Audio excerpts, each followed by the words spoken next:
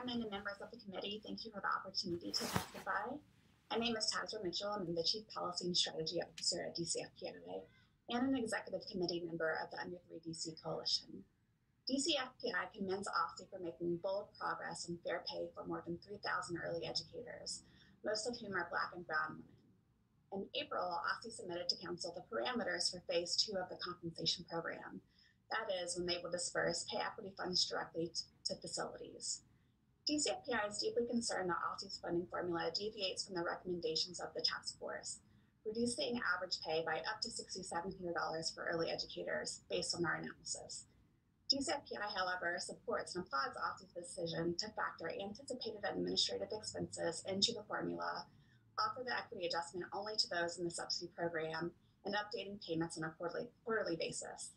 My written testimony offers greater detail, but today I'll focus my comments on the formula.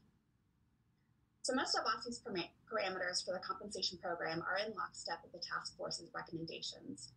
However, the biggest deviation from those and the Birth to Free law, which underpins the Pay Equity Fund law, is OSSI's decision to peg the base award to minimum required salaries rather than average salaries in the new salary scale. The task force identified average as step 5 on that scale.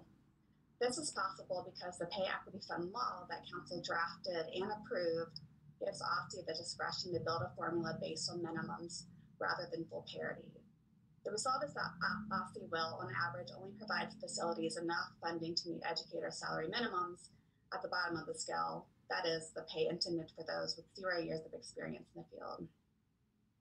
This limits facilities' ability to pay eligible educators based on credentials and experience, which again was the intent of the Birth to Free Act. A design based on minimum salary shrinks educators' pay on average by between approximately $3,900 to $6,700 in the upcoming fiscal year. For a teacher living in a 2-bedroom unit in Marshall Heights, where I live in Ward 7, that's enough to cover about 5 months of rent. Teacher pay will increase, but it just won't reach full parity across the salary scale. This shortcoming undermines efforts to dismantle the racist legacy of underpaying early educators compared to DCPS teachers. It also reiterates the importance of the Council protecting all pay equity funds from raids, its non-lapsing status, and ensuring adequate funding to reward experience in future years. A formula based on averages versus minimums would, in fact, enable OSSI to redesign the base award to follow the recommendations of the task force and Birth to Free law. On another note, teachers and TAs are the intended beneficiaries of the salary provisions. DCFPI encourages the Council and OSSI to ensure that 100% of the base award goes towards raising salaries, and they can do that through a supplantation prohibition in the PEF contract.